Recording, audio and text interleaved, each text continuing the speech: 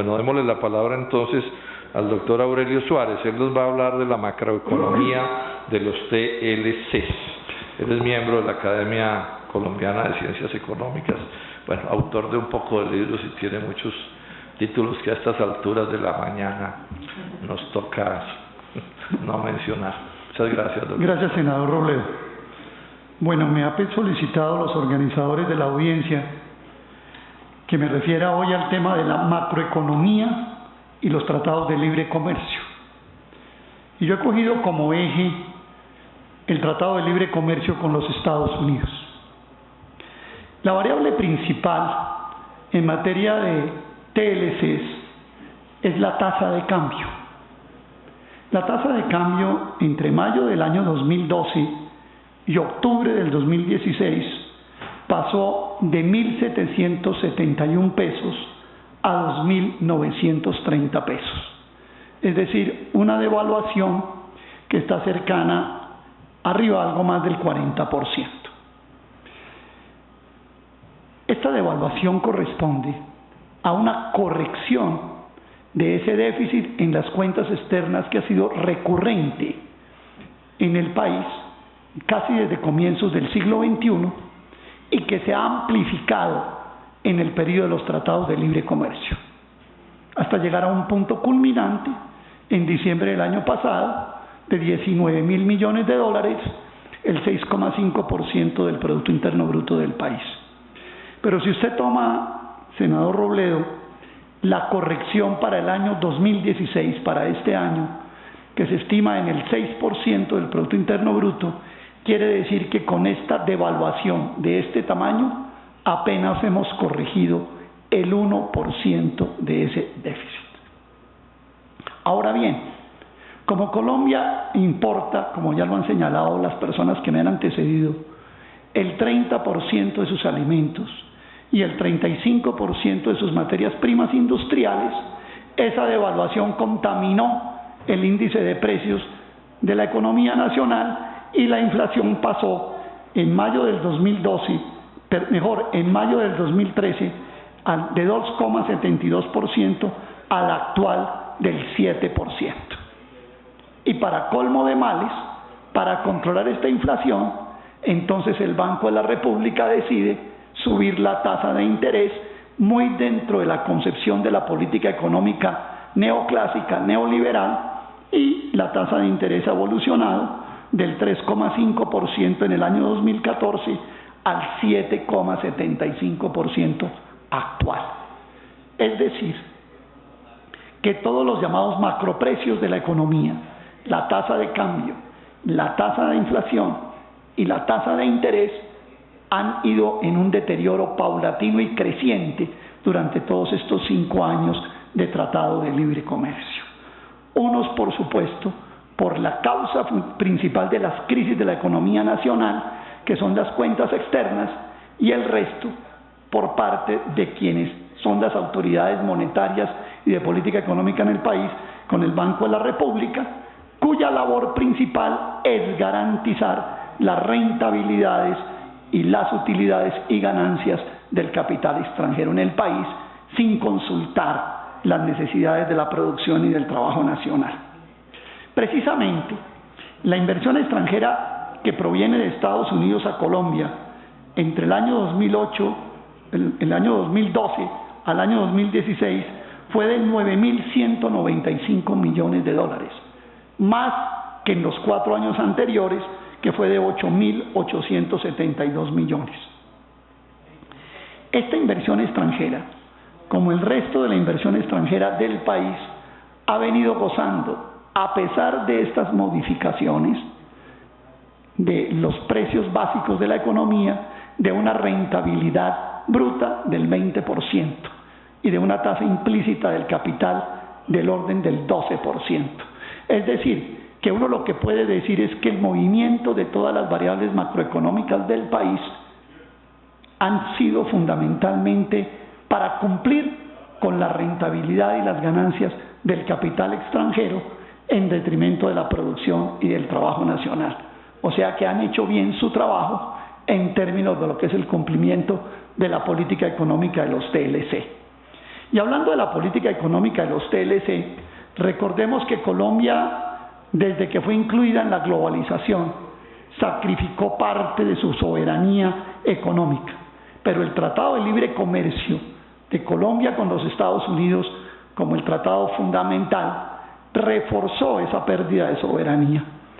Esa pérdida de soberanía se expresa en la renuncia que el país ha tenido de instrumentos que le podrían defender frente a una situación como la que estoy describiendo.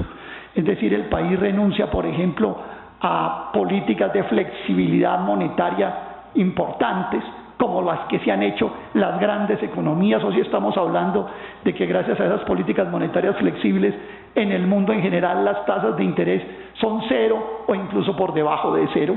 Colombia renuncia a eso, renuncia al control de cambios y renuncia a políticas arancelarias activas. Y en el Tratado de Libre Comercio con los Estados Unidos, en el capítulo 10 de inversión, el país renunció a aplicar lo que se llama la cláusula de la balanza de pagos, que permite controlar las salidas súbitas y masivas de capitales cuando los incendios comienzan a darse por estos lados. Es decir, el país perdió todo control de su política económica.